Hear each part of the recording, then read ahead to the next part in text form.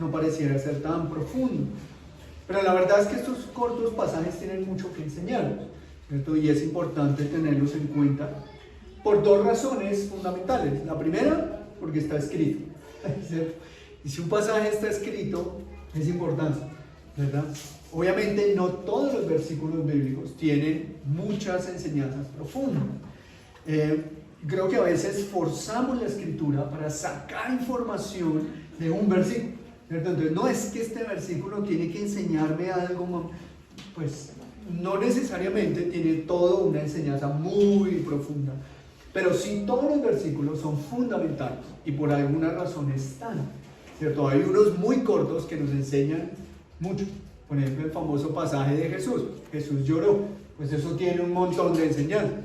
Pero hay otros pasajes en donde su enseñanza no es tan profunda, aunque sea importante. Entonces, estos tres versículos que vamos a ver hoy, por un lado, son importantes considerarlos porque están en la Escritura. Y no solo están en Mateo, también están en Marcos. Así es que es importante tenerlo en cuenta. Y segundo, porque estos pasajes, aunque son cortos, tienen mucho que enseñarnos.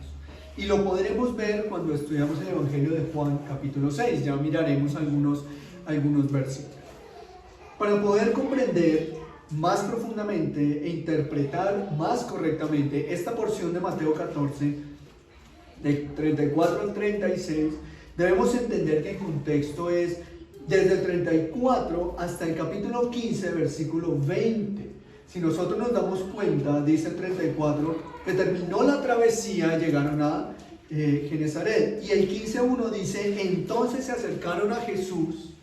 Perdón, claro, no podríamos obligar que ese entonces es una conexión de tiempo y lugar, ¿cierto? Porque pues no podríamos decir que en ese mismo momento, exactamente en ese entonces, vinieron estos escribas. Pero sí podemos entender que la intención de Mateo es conectar toda la historia como una sola. Así es que debemos entender que lo que viene y lo que seguirá en Mateo 15 hasta el versículo 20 es una misma idea, aunque geográficamente y temporalmente o en temas de tiempo haya sido en otro lugar y en otro momento. Pero el tema es el mismo. Ya el versículo 21 hay una ruptura, dice, saliendo Jesús de allí. Pues ahí vemos que hay una idea del 14:34 al 15:20. ¿Y cuál es la idea en general que podríamos encontrar ahí? Que el nombre de Dios no se debe tomar en vano. El nombre de Dios no se debe tomar en vano. Claro, podemos interpretar muchas enseñanzas. Y hoy no vamos a hablar del nombre de Dios, de ese mandamiento. Pero la idea general es que el nombre de Dios no se toma en vano. ¿Y qué significa ese mandamiento de no tomarás el nombre de Dios en vano? Son muchas cosas. Como por ejemplo, burlarse de Dios, ¿cierto? Por ejemplo, usar el nombre de Dios, o más bien que una persona que no crea en el Dios de la Biblia, le diga por ejemplo a otra persona, Dios te bendiga. Eso es un tema importante. Nosotros quizá nos sintamos bien o alegres o diga, ver, tan bonito que la gente dice, Dios te bendiga. Pero si es una persona no creyente, está usando el nombre de Dios en vano. ¿Por qué? Porque las intenciones de su corazón no son las de la Escritura al decir Dios te bendiga. Aunque la frase sea muy bonita. Pero es una persona que no es hija de Dios. Entonces, un no hijo de Dios debe tener cuidado como usa el nombre de Dios. Pero también usar el nombre de Dios es decir cosas en nombre de Dios que Dios nunca ha dicho. Es lo mismo que si el nombre nos cogen a nosotros y no, es que imagínense que Ana Rosa dijo, ¿cierto? Ana Rosa diga, ¿yo? A mí no me meta en esos chicharrones porque yo nunca he dicho eso. Y son situaciones delicadas porque son cosas que de pronto no se han dicho, pero se exponen. Eso es usar el nombre o falsamente o equivocadamente o sin sentido profundo el nombre de Dios. Entonces, Dios te dice en esta mañana que, si han visto esas publicaciones en redes, claro, eso empodera a cualquiera, ¿cierto?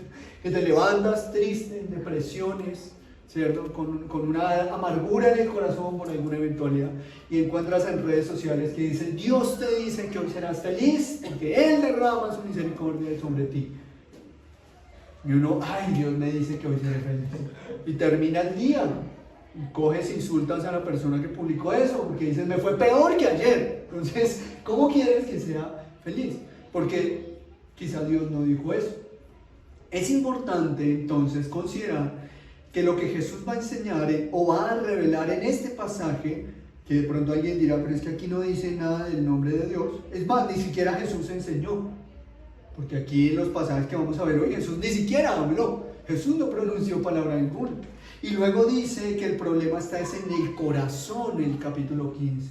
Entonces, ¿qué tiene que ver esto con usar el nombre de Dios en vano? Bueno, muchas veces suceden situaciones en la vida de las personas y meten a Dios. Y Dios nunca está. En estos tiempos es común ver cómo la gente está yéndose afuera del país. Hace 8 días mencionamos un poco el tema. Pero lo están haciendo presentándose como víctimas de la violencia y una cantidad de mentiras, falsificando documentos, y se están yendo muy fácil a otros países.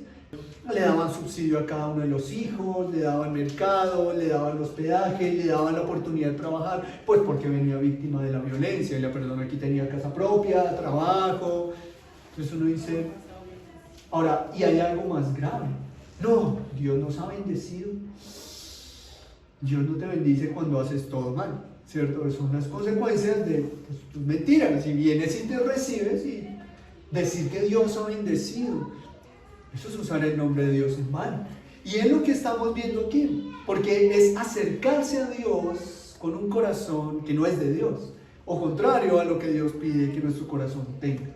Entonces, lo que vamos a ver en esta mañana tiene que ver en estos 3 versículos con la compasión de Jesús, porque hay compasión, pero la verdadera razón de Jesús. Eso es lo que vamos a ver hoy, la compasión de Jesús y la verdadera razón de Jesús. Acompáñenme en un pequeño momento, oremos, porque esta palabra calla en nuestro corazón, cada día nos dé más fuerza y esperanza. Señor, te pedimos por tu palabra, por la predicación.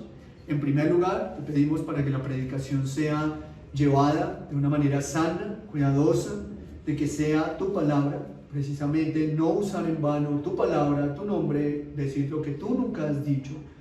Y te pedimos que nuestro corazón esté plenamente dispuesto a escuchar tu mensaje. Dispón nuestro corazón, no es las circunstancias, es que tú eres más grande que las circunstancias. Así es que si hay algo en nuestra mente y corazón que está estorbando, distrayendo nuestra concentración en esta mañana, ayúdanos para prestar atención, porque en cualquier momento, como un silbido apacible, viene la dirección tuya a lo que realmente estamos necesitando, porque tu palabra es verdadera. Y quizá la predicación no trate de un tema puntual de nuestro corazón, pero sí trata de la necesidad más grande de nuestro corazón. Y quizá allí encontremos respuesta, porque siempre la hay en tu palabra. Así es que te entregamos este momento de predicación, te pedimos que hables a nuestro corazón y que nos enseñes y nos guíes y sigas transformando nuestro corazón. Este tiempo es para que nuestras vidas se perfilen más para tu gloria y para tu honra. Así es que ayúdanos a estar allí en tu presencia con la mejor actitud y disposición de nuestro ser, para escuchar lo que tienes que decirnos. Te damos gracias en tu nombre. Amén. Bien, lo primero entonces que quiero que veamos en estos cortos pasajes que hemos leído en Mateo 14 es quién es Jesús, ¿cierto? Eso es algo importante. Normalmente uno puede ver en estos versículos que hay una frase repetitiva y es que trajeron a él a los enfermos y los enfermos eran sanados. Esto se va a repetir aquí en Mateo, en Marcos, ¿cierto? O en Juan capítulo 6 encontramos que la frase común o la intención de ellos es: Señor, santos, ¿cierto? Incluso dice, que ya lo miraremos más adelantico, que ellos le rogaban que por favor dejaran tocar aunque sea el borde de su manto. ¿Para qué? Para ser santos. Y esto es algo interesante porque Jesús no habla. Miramos Marcos y Jesús no habla. Recuerda que ya habíamos estudiado en una ocasión Mateo, donde Mateo dice que sanaba a los enfermos. Y Marcos dice, y les predicaba del reino de los cielos. Pero aquí no hay ninguna razón ni ninguna evidencia de que Jesús les hubiese enseñado. Y eso muestra el corazón de aquellos que se acercaban a Jesús. Pero también nos muestra quién es Jesús.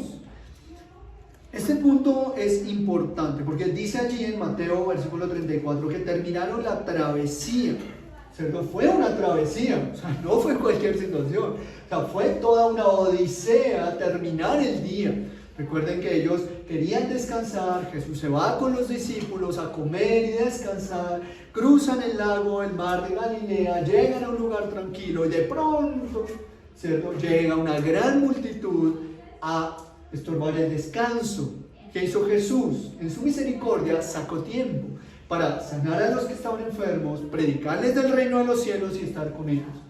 Luego de eso pasó una jornada larga y pues evidentemente después de un tiempo comienza a dar hambre, ¿cierto? Cuando se empieza a acercar la época de la hora de la cena, en el caso de la narrativa que venimos estudiando en Mateo 14, y les dio hambre, ya era hora de comer, y los discípulos como que bueno, Señor, ya es hora como que la gente se vaya, ¿no? Porque pues ya el estómago empieza a hacer ruido y empieza a oscurecer y es largo el viaje y hay que llegar a sus casas y descansar. Y Jesús, ¿qué les dice? No, dígale a la gente que se siente y vamos a darles de comer. Y hace un gran milagro de la multiplicación de los panes y los peces, y con eso alimenta a la multitud, sobra comida, sobra alimento. Jesús revela su gran poder y autoridad con lo poco que había en ese lugar y son alimentados. Pero luego hay algo interesante que hace Jesucristo, de una manera curiosa una vez más. El pasaje de Job que Juan leyó vuelve a reforzarnos un poco la misma idea, ¿cierto? Porque Jesús va a hacer algo intencional, como lo hizo Dios con Satanás, ¿cierto? Y es decirle a sus discípulos que crucen el mar. Y ya era tarde, ya era de noche, y eso lo estuvimos estudiando. Jesús intencionalmente les dice, vayan y crucen el mar. Jesús sabía que cruzar el agua en horas de la noche era riesgoso. Los pescadores sabían que era riesgoso porque los pescadores pescaban en las noches y en las madrugadas, pero ellos sabían que ese mar era de tormentas, de olas fuertes, y sin embargo Jesús dice, vayan y crucen. ¿Qué hacen los discípulos? Subieron a la barca y cruzaron. En medio de esa travesía empiezan las tempestades, las olas, los vientos, y viene todo lo que estuvimos estudiando estos últimos domingos, que es cuando Jesús estaba orando mientras ellos estaban remando, ¿cierto? En un lado Jesús delante del Padre clamando, al otro lado los discípulos peleando con las fuertes olas del mar. Llega Jesús, termina en el momento decidido, no casual, no fortuito, sino en el momento claro. Se levanta de su oración, voltea a mirar a sus discípulos y dice que los ve con fatiga, remando. Ahora, habría que ver en profundidad, porque ya pasamos el tema, solo estamos recordando el contexto, cómo los vio si era muy oscuro, ¿cierto? Era madrugada. Sin embargo, él sabía que allí estaban los suyos, él lo sabía, y camina sobre el mar. Y eso los asusta más que las olas y los vientos. Y dice que entraron en terror y dijeron un fantasma. Jesús les da ánimo, no teman, tengan ánimo, yo soy. Dios, la esencia misma del yo soy está aquí y ha venido a ustedes. Y ellos tranquilos se calman. ¿Y qué dice Pedro? Señor, si eres tú, haz que yo vaya. Y Jesús da la orden. No fue Pedro el que dio la orden ni el positivismo. Jesús dio la orden. Ven. Y Pedro comienza a caminar. Entonces, después de eso se hunde, lo saca del agua, le llama la atención en medio de la tormenta. Suben al barco y se calma la tormenta. Y después de esa travesía, llegan a la orilla. Por fin, llegaron a un lugar. Llegaron a Genesaret. Genesaret estaba ubicada cerca a Cafarnaúm. Cafarnaúm fue un lugar importante en la vida de Jesús. Vivió un buen tiempo de su ministerio y sirvió. Solo que fue tan duro el corazón que él dijo, nunca más volveré, ¿cierto? Pero Cafarnaúm, y estudiamos ya en un pasaje en donde Jesús da una maldición fuerte por la dureza de Cafarnaúm. Entonces hay un lugar cerca a Cafarnaúm, pero también hay otro lugar, o sea, ellos llegaron y a un lado estaba Cafarnaúm y al otro lado un lugar que se llamaba Magdala. Esa zona de Magdala, digamos que el dato más importante de esta región es el hecho de que ahí era María Magdalena, aquella mujer que Dios que Jesús vio con compasión y salvó su alma. Ellos llegaron allá y esta región llamada Genezaret es un lugar de cultivo, de sembrados. ¿Sí? Entonces uno no ve muchas ciudades ni muchas aldeas. Es lo mismo que cuando uno va en carretera y entra a Boyacá, ¿cierto? Uno suele ver esas montañas llenas de sembrados. Uno no ve grandes ciudades, uno no ve casas, a duras penas un ranchito por allí, y mucho lugar y hectáreas llenas de cultivo. Así era este lugar, o sea, un lugar donde había más cultivos que casas. No había ciudades y las aldeas eran pequeñas y estaban distantes, porque era un lugar para cultivar. Era un lugar maravilloso, y esos lugares por lo general que generan paz, tranquilidad, ¿cierto? No está el bullicio de las grandes ciudades, no está la presión, se respira un poco más de aire, aunque en esa época pues la contaminación no era como ahora, pero también había mucho movimiento fuerte de comercio y negocio. Entonces de todas maneras había movimientos, también se quemaban químicos, trataban los minerales, trataban el hierro, trataban elementos que también generaban problemas en el ambiente, y ellos llegan allá a estar tranquilos. No podríamos asegurar que su intención era estar tranquilos, pero llegaron, y una vez llegaron terminó esa travesía. Pero hay algo importante en el versículo 35. Cuando le conocieron los hombres de aquel lugar, aquí empezamos a ver quién era Jesús. O sea, Jesús llegó en una barca con pescadores, los menos populares de todos. ¿Cuántos guardaespaldas tenía Jesús? ¿Cuáles eran las luces de las camionetas que lo escoltaban? Perdón, uno va por la carretera y pasa un carro y uno ve la placa y dice, por la placa, es lo del Estado o de la embajada, ¿cierto? Uno va por un lado y ve un carro antiguo con una placa azul que dice antiguo. Y uno dice, uy, vea, ¿cómo debe tener su vehículo en tan buen estado que le lograron colocar una placa de antiguo? Y hay otra que es antiguo y clásico. Entonces uno ve un carro de los años 50 que puede estar costando 90 millones de pesos porque tiene una placa que dice antiguo y clásico. ¡Qué maravilla! ¡Qué maravilla! Llegó Jesús, y ¿cuál era su etiqueta? Nada, ni siquiera la cruz, porque todavía no había muerto. Entonces se bajó al lugar, pero su fama era muy grande. Y cuando llega al lugar dice que lo conocieron. ¿Cuántos se demoraron en conocerlo? Quizá dio una vueltica, quizá paseó por ahí, llegó a la primera tienda y alguien lo vio y dijo, oiga, ¿ese no es Jesús? O quizá alguien lo vio por ahí como mirando y diciéndole a los apóstoles, ustedes como se la pasan arrancando las espigas de los campos, aquí pilas, ¿cierto? Y explicándoles algún sembrado, y alguien de pronto lo oyó y dijo, ¿será que ese no es Jesús? ¿Cuánto le costó a la gente reconocer quién era Jesús? Bueno, Marcos dice que cuando le conocieron, ¿cierto? Pero, Mateo dice que ellos llegaron a la tierra y dice que cuando le conocieron, en algún momento que ellos llegaron, le conocieron. Pero Marcos, capítulo 6, nos dice algo interesante. Marcos 6, 54, dice, saliendo de la barca, enseguida la gente le conoció. Apenas Jesús se bajó de la barca, la gente lo vio y dijo, es Jesús, es Jesús. Y inmediatamente lo reconoce. Lo reconocieron por sus poderes, sus milagros, sus controversias. Recuerda que una vez hubo un momento en el que liberó a un demonio y fue y dio una situación interesante a unos cerdos y murieron todos por el peñasco. Eso será controversial, ¿cierto? Y su poder de sanidad, como estaban cerca de Cafarnaúm, la gente conocía la fama de Jesús.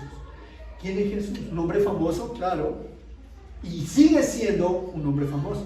Históricamente, los libros no cristianos, no teológicos, sino históricos, la grande biblioteca que se encuentra en el Capitolio de los Estados Unidos habla más de Jesús que de cualquier otra persona.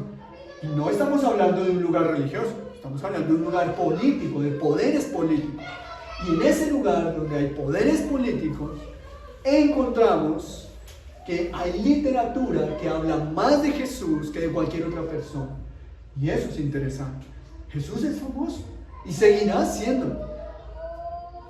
Y la gente lo conoció.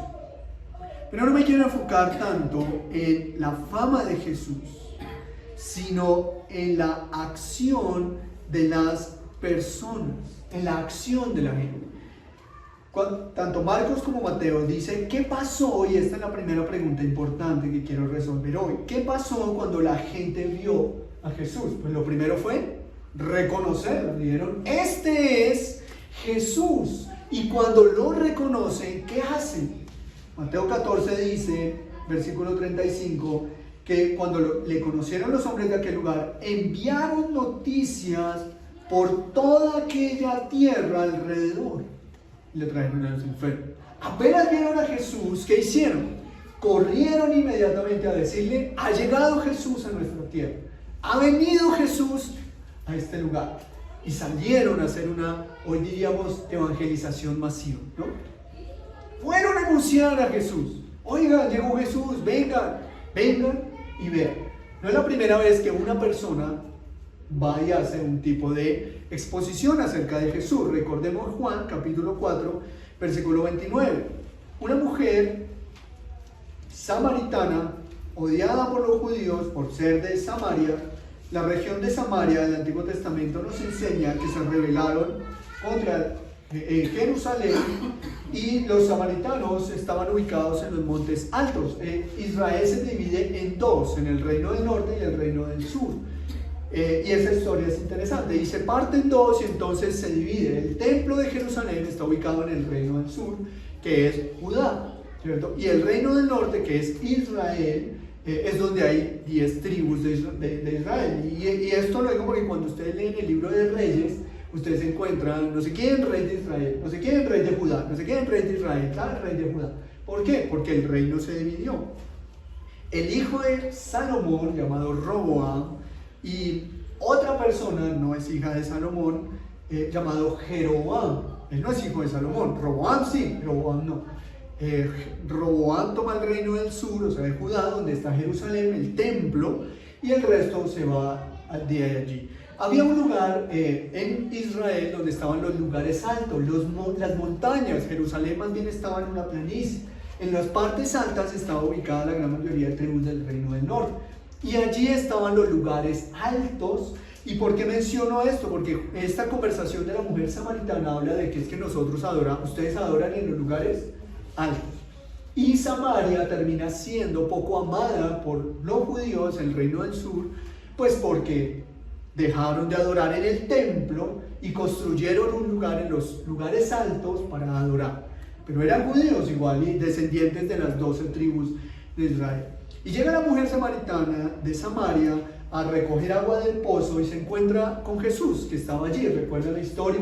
Y Jesús estaba allí sentado y dame de beber. Y él dice, para tomar, ¿y con qué vas a sacar? Y él dice, es que el que tome agua de mí nunca más tendrá sed. Y comienza la conversación entre esta mujer y Jesús, hasta cuando llega un punto en el que Jesús le dice que le vaya y le diga al marido, ¿cierto? Y ella, no tengo marido, ¿no? Ni los 7 hombres que han estado allí han sido tus maridos. Eso sí es claro. Y esa revelación secreta que nadie conocía hace que esta mujer entre en una situación de confrontación. Y dice Juan 4, 29, que ella salió corriendo a contarle a los del pueblo. Y dice el versículo 29 que ella dijo, venid, ved a un hombre que me ha dicho todo cuanto he hecho. ¿No será este el Cristo? Qué pregunta más interesante. Porque puede haber fama en el nombre de Jesús. Y hay fama. Pero, ¿cuál es la fama de Jesús? Por eso lo primero es saber quién es Jesús. Porque la gente del lugar salió corriendo apenas Jesús se bajó de la barca y dijeron, vino Jesús. Y esta mujer samaritana sale corriendo y dice, aquí hay un hombre. ¿Cuál es la diferencia? ¿Quién es Jesús? ¿Quién es Jesús? No importa si hay una exposición masiva de Jesús. Hay una pregunta importante. ¿Qué están diciendo de Jesús? ¿Qué están diciendo de Jesús? El mundo habla de Jesús. La filosofía habla de Jesús. Muchos hinduistas hablan de Jesús. Pero ¿quién es Jesús? ¿Quién es Jesús? Una vez alguien nos dijo, es que una persona, yo no sé qué tan seria en su práctica del budismo sea, pero nos dijo, claro que yo creo en Jesús. ¿Cómo no? Si es la reencarnación de Buda. Jesús es la reencarnación de Buda. Ok. Otra vez evangelizando en la Universidad Nacional, una vez, ¿tú sabías que Jesús es Dios? Esa persona era estudiante de filosofía y dijo, claro que Jesús es Dios. Dijo, es más, acabamos de salir de una clase de filosofía en donde hablábamos de todo el tema religioso. Y claro que creo que Jesús es Dios. Uno empieza a sentir alegría, uy, qué bueno. Empiezas a creer en Dios. Entonces cuando le pregunté que por qué creía que Jesús era Dios, dijo, porque el ser humano puede llegar a ser Dios cuando usa el 100% de su cerebro. Y Jesús lo hizo. ¿Qué hubiera pasado si la conversación hubiera terminado cuando él dijo que Jesús era Dios? Ahí hubiera habido un grave problema. Jesús es popular y la gente puede hacer una evangelización masiva de Jesús. Pero, ¿qué dicen de quién es Jesús? Y eso es algo que quiero responder en esta mañana. Porque cuando nosotros miramos lo que hizo la multitud corrió y le dijo a la gente, Jesús ha venido. Pero la pregunta clave es, ¿qué dijeron?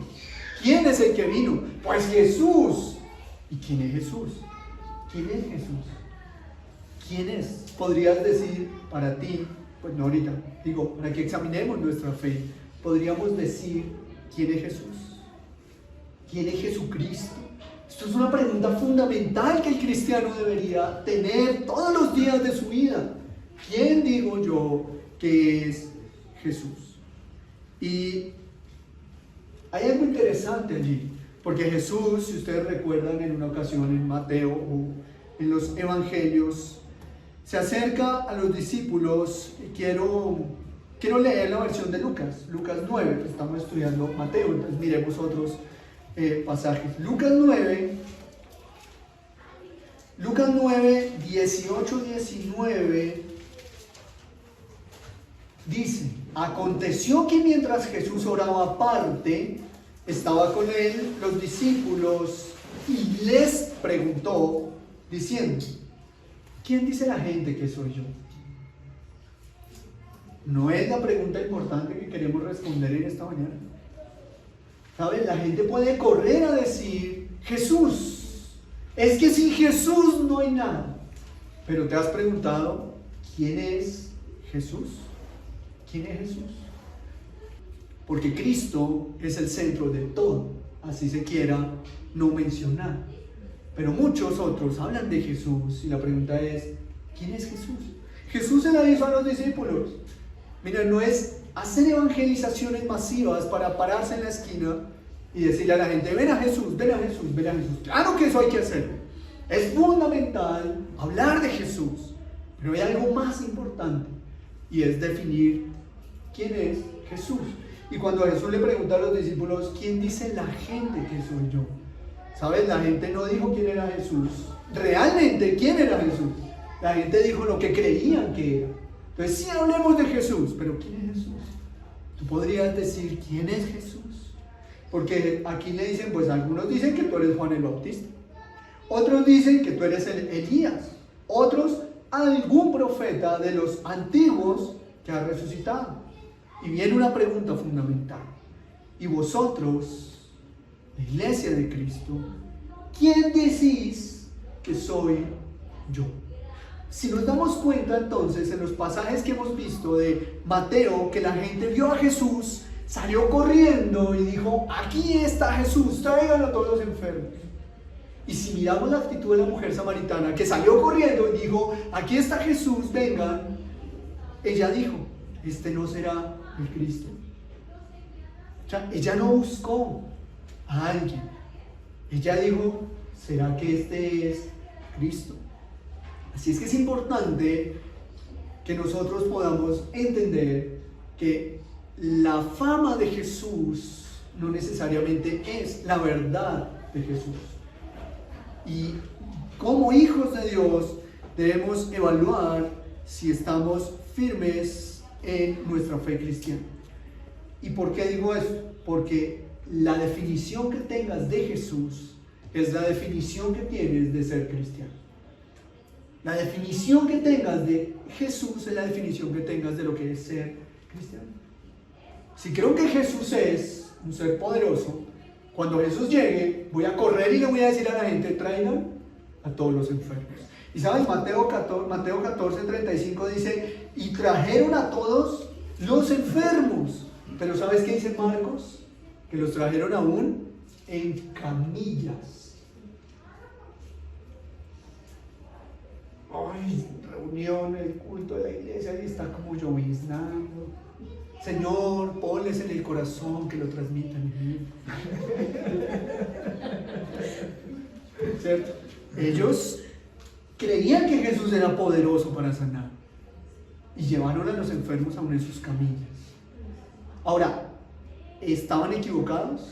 No, porque Jesús es poderoso para sanar. Y todos los que estaban enfermos, dice, y al final del 36, aún todos los que lo tocaron quedaron sanos. Y uno podría decir: ven a Jesús y toca su mano. Pero ¿sabes qué? Esa es una definición de Jesús. Pero la mujer samaritana no dijo: vengan para ser sanos. Dijo: ¿no es este el Cristo que estaban esperando? Si vimos toda la historia de Juan 4. ¿Cuál es la imagen de Jesús? ¿Quién es Jesús? Y eso es importante. ¿Quién es Jesús? Ahora, quiero aclarar del contexto del pasaje, o que entendamos un poquito el significado de la frase tocar el borde del manto. Esto es importante, porque hubo una mujer que también lo dijo.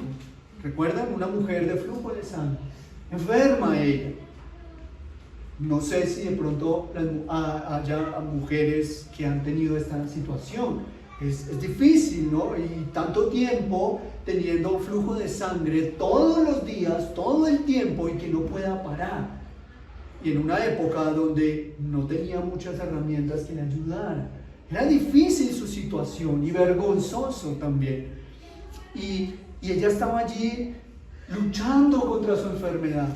Y vio a Jesús y dijo: si tan solo tocare su manto, seré sano. Pero hay algo maravilloso en su frase. Ella sabía que el manto no la sanaba, sino Jesús.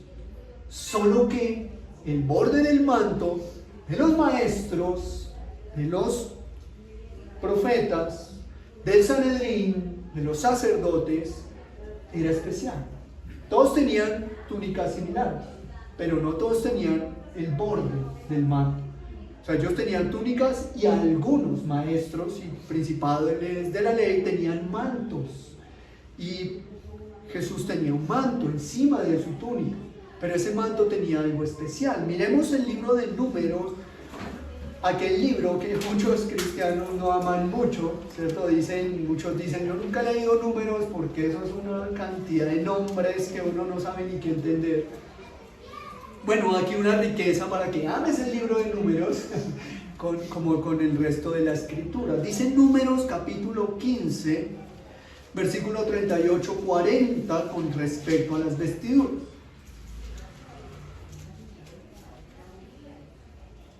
O bueno, el 37, ahí como para contextualizar un poco. Y Jehová habló a Moisés diciendo: habla a los hijos de Israel y diles que se hagan franjas en los bordes de sus vestidos por sus generaciones, y pongan en cada franja de los bordes un cordón azul, y os servirá de franja para que cuando lo veáis os acordéis de todos los mandamientos de Jehová para ponerlos por obra.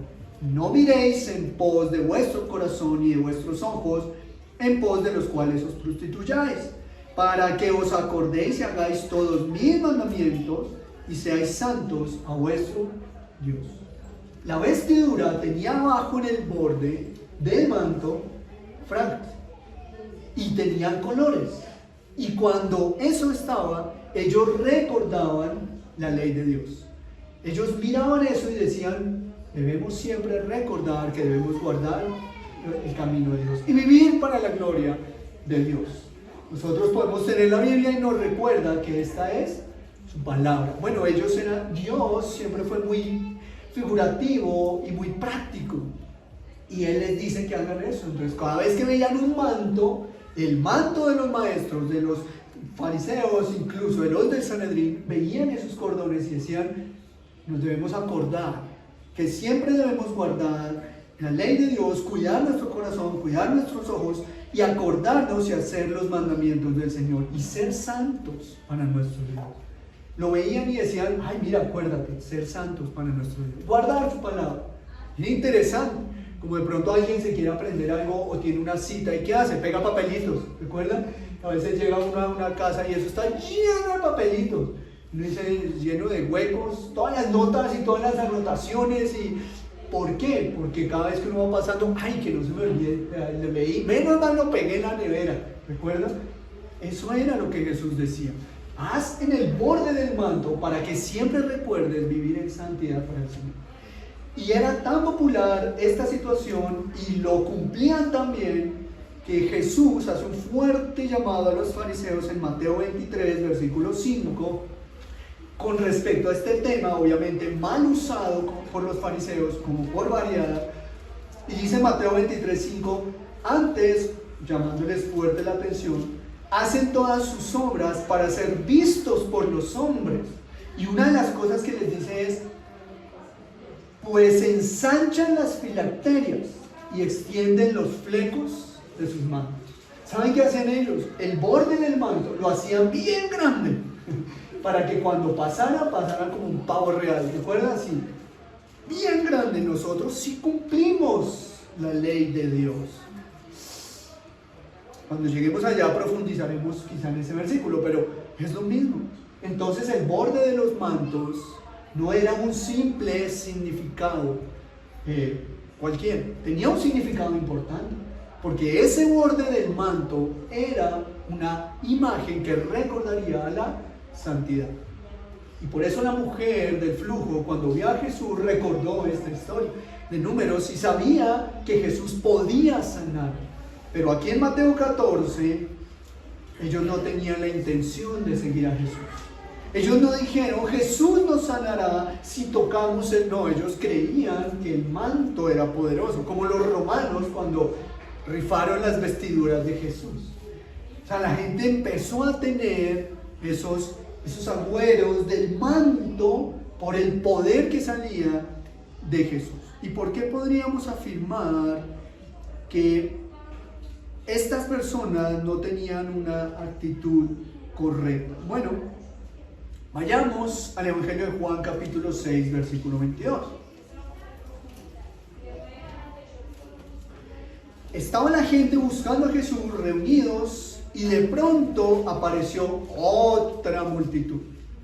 Juan 6, 22 dice, el día siguiente la gente que estaba al otro lado del mar vio que no había habido allí más que una sola barca y que Jesús no había entrado en ella con sus discípulos, sino que estos se habían ido solos. Mientras que Mateo y Marcos nos narran la historia de la travesía de los apóstoles, Juan se enfoca en los que habían sido alimentados. Entonces Jesús camina sobre el mar, se encuentra con ellos, cruzan y mientras tanto la multitud, después de haber comido, se quedó durmiendo, estuvo descansando. Y dice Juan, se despertaron porque llegó el tiempo de despertarse y no estaba Jesús. Jesús dijo, bueno, ya, que les vaya bien, Dios les bendiga. Los discípulos se fueron y ellos se despiertan, la multitud que comió del pan y los peces, y dice, ¿y dónde está Jesús? Entonces el Evangelio de Juan dice que, versículo 23, que otras barcas habían arribado de Tiberias junto al lugar donde habían comido el pan después de haber dado gracias. Cuando vio pues la gente que Jesús no estaba allí, ni sus discípulos, entraron en esas barcas que habían llegado y fueron rápidamente a Cafarnaúm a buscarlo. Llegaron a donde estaba Jesús. Se unió toda una multitud, los habitantes de la región y los que habían sido alimentados. Y es aquí donde comienza una situación importante, porque el corazón de la mujer samaritana fue, ¿no es este el Cristo? Hay que evangelizar, pero para conocer a Cristo. Pero ellos llamaron a las multitudes no buscando la salvación, sino buscando la sanación. No el poder de la gracia que salva, sino el poder que sana y cura una enfermedad. Y aquí vemos algo interesante en la actitud de Jesús. Tuvo compasión, pero si Jesús sanó a todos, ¿tú quieres ser curado de una enfermedad? Bueno, pues serás curado. ¿Y qué ganas con eso? ¿Viviré bien en esta vida? Ajá. Y llegarás alentado al infierno. Y ese no es el sentido de la muerte y la vida de Cristo. ¿Quién es Jesús? Aquí en este capítulo es interesante cómo se revela quién es Jesús. Porque ellos le dicen, bueno, ¿y Jesús qué? Y cuando ellos llegan y le llaman cuentas a Dios, a Jesús, bueno, ¿y tú qué te habías hecho? ¿Dónde estabas? Continúa la historia de Juan capítulo 6, que Jesús les respondió, versículo 25, hallando al otro lado del mar, le dijeron, Rabino, maestro, ¿cuándo llegaste acá? No, nos dejaste, ¿cuándo llegaste acá? Y Jesús dijo, de cierto les digo, que me buscáis, no porque habéis visto las señales. Ahora, debemos entender la palabra ver, porque ellos no solo vieron, comieron. Ellos tuvieron experiencia directa de las señales de Jesús. Pero aquí cuando habla de ver, es lo mismo que dice que la gente tiene ojos y no ven. Y eso es una frase interesante. Tienen ojos y no ven, porque se trata de su alma. Y ellos vieron la señal de Jesús, pero no entendieron quién era Jesucristo. Y entonces él dice, ustedes no habéis visto las señales, sino porque comisteis el pan y os saciaste. La multitud puede seguir a Jesús, pero ¿a qué Jesús? Y pueden seguir al verdadero Jesús, porque ellos seguían al verdadero Jesús, pero con un corazón que tenía una imagen distorsionada del verdadero Jesús. ¿A quién seguimos? ¿Cuál es la imagen? ¿Quién es Cristo Jesús para la iglesia de Cristo? Y continúa el 27. Trabajad, no por la comida que perece, sino por la comida que a vida eterna permanece.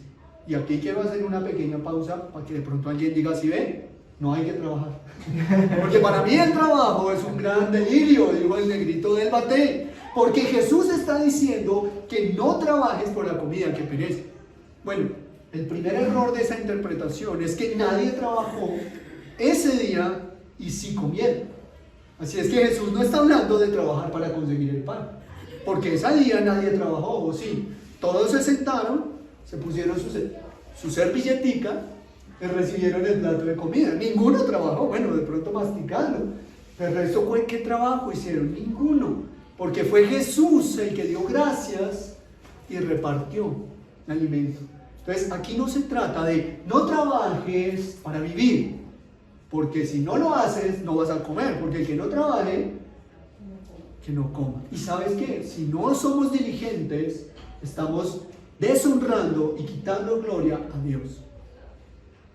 Porque yo no creo que exista trabajo secular.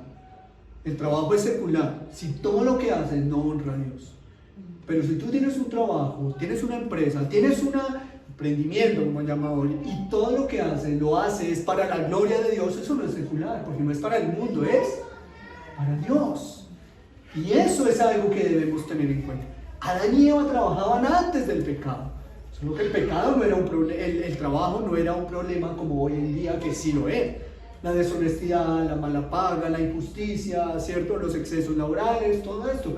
Pero había una responsabilidad. Así es que este versículo no está diciendo que no trabajes, porque la Biblia dice, mira perezoso, más bien, ¿cierto? Lo que debes hacer. Lo que Jesús está diciendo es que, aunque todo eso sea importante, si hay algo que debe quitarte el sueño, es conocer a Jesús para vida eterna. O sea, si vas a llevar trabajo para la casa, que sea que no alcanzaste a estudiar la Biblia en el día, y ese es el trabajo que debes llevar a casa. Si hay algo por lo que debes sacrificar tus tiempos de descanso, es por el Señor. Es por el Señor.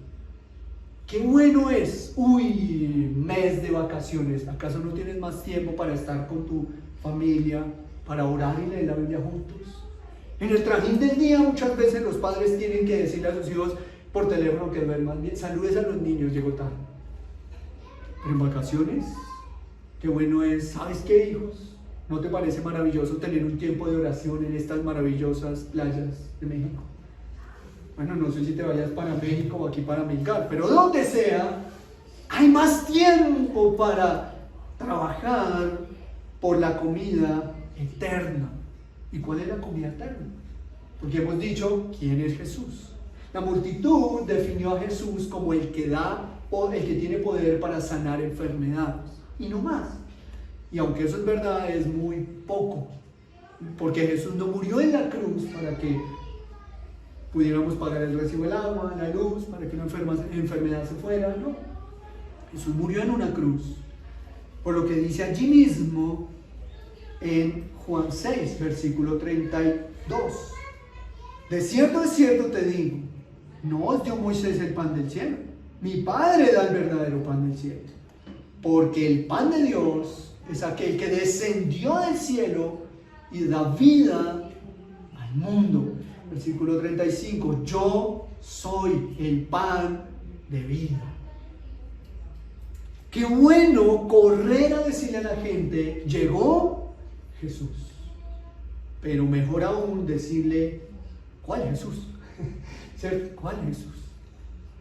Y es importante decirle a la gente que el pan de vida, continúa el versículo 35, es aquel que si vas a Él, nunca tendrás hambre. Y si crees en Él, nunca tendrás sed jamás.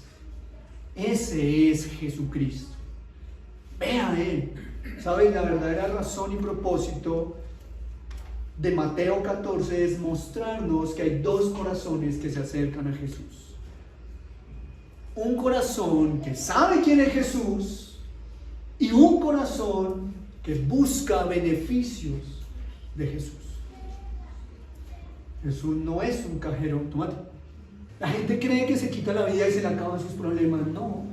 ¿Sabes qué? En esta vida estamos en el mejor paraíso existente, aparte del cielo. Cuando vaya al infierno, créeme que disfrutarán los problemas de esta vida, porque ni la polilla ni el hollín en el reino de los cielos harán daño, pero en el infierno hasta Satanás está sufriendo. No me digas que es un lugar agradable, porque no lo es. Jesús dijo, ¿de qué sirve que tengas que darle de comer a tu familia si tu alma se perderá en el infierno? Pregúntale al rico todo lo que sufrió, mientras Lázaro todo lo que disfrutó. Aunque en esta tierra Lázaro sufrió y el rico disfrutó. Pero dile a Lázaro si se acuerda del sufrimiento, en cambio dile al rico si se acuerda de sus riquezas. Es simple. Lázaro feliz. Pues sí, pero el rico, todo lo que tenía, y ahora te imploro que los míos no sufran esto, porque es terrible. Pero no que lo tienes todo. La multitud dijo, traigan a los enfermos, y Marcos dice, aún en sus camillas. ¿Y sabes qué dice Jesús de la multitud? Ustedes vienen por el pan, que si ni te lo comes, se pudre. Ve a Cristo para salvación y vida eterna. Creo que eso es más valioso. Pero ¿sabes? ¿Quién es Jesús? ¿Quién es Jesucristo? Para ti, ¿quién es Cristo Jesús? El mundo necesita de Cristo, pero ¿quién es Cristo? Cuando tienes una imagen correcta de Cristo, no completa, porque esta mañana a las 9 que orábamos leíamos el salmo que dice que su grandeza es inescrutable, es decir, es que ni siquiera podemos imaginar quién es Jesús, pero la Escritura nos da lo suficiente y lo que necesitamos para entender que Él es santo, santo, santo. Pero eso no es un problema de hoy. Hace poco hubo un evento enorme y todos felices porque la gente dice amén, gloria a Dios, como estos. que fueron felices porque todos los que se acercaron fueron sanados. ¿Y su alma? ¿Y su alma qué? ¿Su eternidad dónde está? ¿Sabes? Es mejor que la gente nos deje de hablar y nosotros ser intensos en decirle, cree en Cristo. Sí, pero es que es esto lo que me trae la comida. Sí, pero eso no te trae la comida de tu alma. Es que tienes que hacer las dos cosas. Es que es simple, elemental. Tienes una responsabilidad de vida, pero hay algo que debes no perder. Porque si tú puedes conseguir en tu vida diaria tus metas y sueños y logros, no solo las finanzas, siempre le damos palo a las finanzas. Y en la Biblia hay hombres ricos de mucho dinero que siempre hicieron lo bueno. Filemón, por ejemplo, cuando mira la carta que Pablo le escribió a Filemón, Filemón era un hombre de mucho dinero y era un principal de la iglesia de Colosas. O sea, Lidia, aquella mujer a quien se le abrió su mente para entender y prestar atención a la predicación de Pablo, era una mujer de mucho dinero. O sea, el problema nunca ha sido ese. El problema no es ese. Estamos padeciendo aquí porque no podíamos ni conseguir la cafetera. Y mira, el Señor ya nos regaló la cafetera.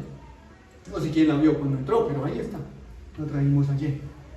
Gracias, Señor, porque ya podemos servir un poquito más de café. Y ya la otra se puede usar para los que no toman café. Se puede calentar agua para ellos. Así es que, ¿quién es el proveedor? ¿Quién es el dador? Haz lo que tienes que hacer, pero nunca mires a otro lugar que no sea la cruz de Cristo. ¿Quién es Cristo para el cristiano? ¿Quién es? Pero vuelvo y digo, no es un problema de hoy. Vayamos al libro de Oseas, el profeta Oseas. Vamos a devolvernos muchos años atrás. Está después del libro de Daniel, ¿cierto? Un poquito antes del Apocalipsis. Oseas capítulo 11. Oseas 11, de versículos 1 y 2. Dice: cuando Israel era muchacho, yo lo amé, y de Egipto llamé a mi hijo. Ese versículo lo escuché como: tú eres un hijo de Dios, mira, de Egipto llamé a mi hijo. Pero cuando lees el versículo 2, cuando más yo los llamaba, tanto más se alejaban de mí. De verdad, ese versículo 1 es un versículo de alegría. Es como cuando el padre le dice a un hijo: todo lo que yo te doy, así me devuelves. O sea, yo todo lo que he hecho por ti, me mientes, me engañas. Eso es Oseas 11. O sea, te amé, te llamé mi hijo, te libré de la esclavitud. Y entre más te decía: hijo mío, ven a mí, más te ibas de mí. Uy, qué capítulo tan triste. Pero no le está hablando a las tribus paganas, le está hablando al pueblo de Dios. Obviamente yo no estoy diciéndonos: Dios te llama a ti y tú te vas, porque no lo sé. Lo que quiero que te preguntes es si cuando Dios te llama, tú te vas. Si cuando Dios te dice: ven a mí, tengo todo lo que necesitas, tú más te alejas de Él. Esa es la pregunta importante que cada uno debemos responder. Y cuando hagamos lo de la multitud, correr a decirle al mundo, porque la multitud le corre en esa evangelización masiva: vengan a Jesús.